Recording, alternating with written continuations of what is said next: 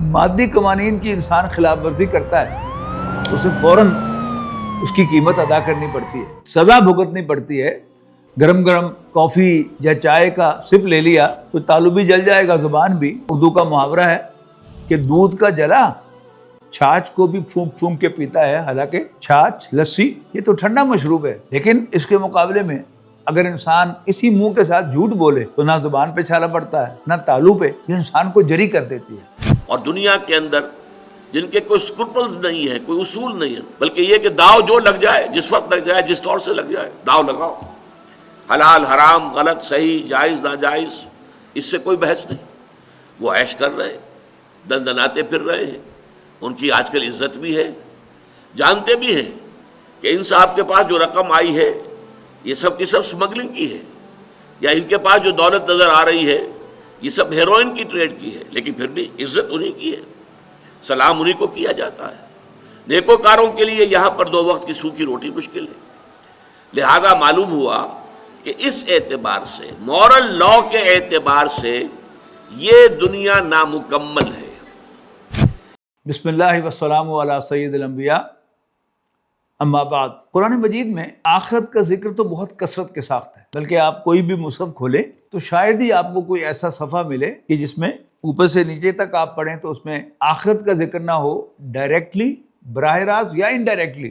جیسے یہ کہنا کہ ان اللہ علیم خبیر، بے شک اللہ تعالیٰ ہر بات کا جاننے والا اور ہر بات کی خبر رکھنے والا ہے، یہ ڈانٹ ہے اصل میں دیکھ رہا ہوں۔ قرآن مجید کی پہلی وحی میں پہلی 5 آیات کے بعد جن میں اللہ تعالیٰ نے اپنا تعارف کروایا ہے، اس کے بعد جو 3 آیات ہیں اس میں ایمان بالآخرت کی اصل اسپرٹ کو بیان کیا گیا ہے۔ کلا ان الانسان لیطغی، نہیں، انسان سرکش ہو ہی جاتا ہے، الراہ استغنی، اس لیے کہ وہ اپنے آپ کو بے پرواہ دیکھتا ہے کہ مجھے کوئی پوچھنے والا نہیں ہے۔ یہ 2 قسم کے جو قوانین ہیں ان کے نتائج بالکل ڈیفرنٹ ایک دوسرے سے۔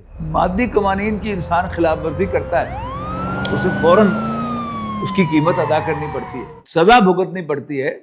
گرم گرم کافی یا چائے کا سپ لے لیا تو تالو بھی جل جائے گا، زبان بھی۔ پھر آئندہ انسان ذرا، اردو کا محاورہ ہے کہ دودھ کا جلا چھاچھ کو بھی پھونک پھونک کے پیتا ہے، حالانکہ چھاچھ، لسی یہ تو ٹھنڈا مشروب ہے، لیکن اس کے مقابلے میں اگر انسان اسی منہ کے ساتھ جھوٹ بولے تو نہ زبان پہ چھالا پڑتا ہے نہ تالو پہ، یہ انسان کو جری کر دیتی ہے۔ اسی طرح بسا ہوا کھانا انسان غلطی سے بھی کھا بیٹھے، آدھی رات کو 1122 کو کال کرنا پڑتا ہے اور ہسپتال جانا پڑتا ہے، تو پھر مہینہ بھر انسان گھر کا تازہ پکا ہوا کھانا بھی سونگ سونگ کے کھاتا ہے۔ اس کے مقابلے میں انسان کسی کا مال ناجائز طور پر ہڑپ کر جائے تو اس کے پیٹ میں کوئی درد نہیں ہوتا، بلکہ چہرے پر رونق آتی ہے، چہرہ سرخ ہو جاتا ہے، کھایا پیا دکھتا ہے، تو یہ چیز انسان کو جری کر دیتی ہے۔ فرمایا اِنَّ إِلَىٰ رَبِّكَ الرُّجْعَىٰ، اے انسان تجھے اپنے رب کے حضور لوٹنا ہے۔ یہی مضمون سورۃ مومنون کے آخر میں ایک اور انداز سے آیا ہے۔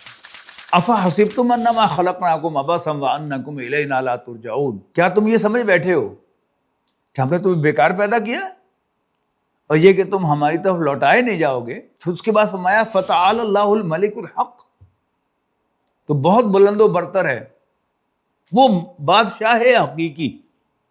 جب بھی کوئی بڑا واقعہ پیش آتا ہے تو ہماری زبانوں پر آتا ہے کہ حکومت مجرموں کو پکڑ کر قرار واقعی سزا دے یا مستعفی ہو جائے، یعنی وہ حکومت جو مجرموں کو پکڑ کر سزا نہیں دے سکتی، اسے حکومت کا کوئی حق نہیں ہے، وہ جینوئن رولرز نہیں ہیں۔ تو اس کائنات کا جو جینوئن رولر ہے بلا شبہ وہ تو اللہ تعالیٰ ہے، لیکن یہاں بڑے بڑے ظالم، بڑی بڑی زیادتیاں کرنے والے دندناتے ہوئے چلے جاتے ہیں اس دنیا سے۔ تو اگر آخرت کو نہ مانا جائے تو پھر یہ اندھیر نگری ہے، یہاں عدل نہیں ہو رہا، اللہ تعالیٰ کو کنٹرول نہیں ہے ان پر۔ تو فرمایا فتعال اللہ الملک الحق، یہی مضمون جو ہے پھر آپ کو قرآن مجید کی مختلف آیات میں ملے گا۔ سورۃ لقمان میں اسی بات کو پھر ایک خاص انداز سے بیان کیا گیا ہے۔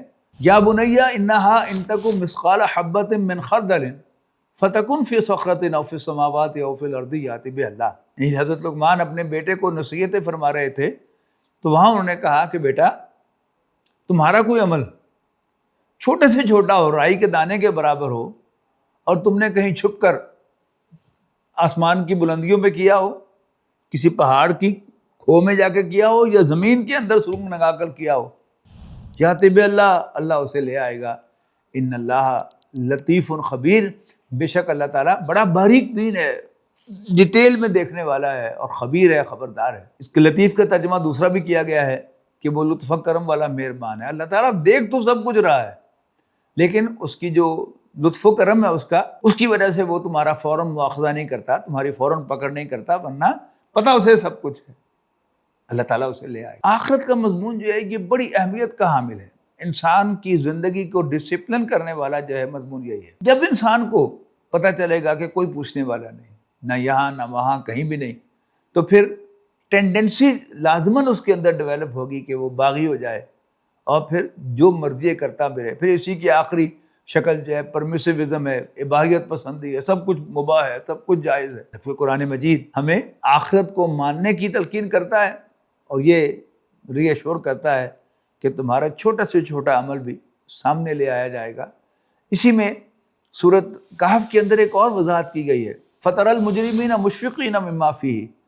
اے پیغمبر آپ دیکھیں گے مجرم وہ ڈر رہے ہوں گے اس چیز سے جو اس کے اندر ہے، یقولون دیکھ کر کہیں گے مال عادل کتاب، یہ کیسا مال نامہ ہے، لا یغادر صغیرۃ ولا کبیرۃ الا احصاها، کہ جس نے نہ کوئی چھوٹا عمل چھوڑا ہے نہ کوئی بڑا، بلکہ سب کا احاطہ کر لیا ہے، اور تیرا رب کسی پر زیادتی نہیں کرے گا۔ یعنی مطلب اس کا کیا ہے کہ عام دنیا میں ایسا ہوتا ہے کہ کوئی پکڑا گیا کسی ایک جرم کی پاداش میں، لیکن جب وہ ایف آئی آر کی کاپی نکلواتا ہے جا کر پولیس تھانے سے، تو پتہ چلتا ہے اس پر 3 دفعے لگی ہوئی ہیں۔ ایسا وہاں نہیں ہو سکتا۔ وَلَا يَظْلِمُ رَبُّكَ أَحَدًا، یعنی ہر چھوٹے سے چھوٹا عمل ریکارڈڈ ہوگا، اچھا اور برا، لیکن وہ عمل جو اس نے نہ کیا ہو وہ اس کے کھاتے میں نہیں ڈالا جائے گا۔ اللہ تعالیٰ سے دعا ہے کہ اللہ تعالیٰ ہمیں آخرت کا یقین عطا فرمائے اور ہمیشہ اس کو پیش نظر رکھنے کی توفیق اور ہمت عطا فرمائے۔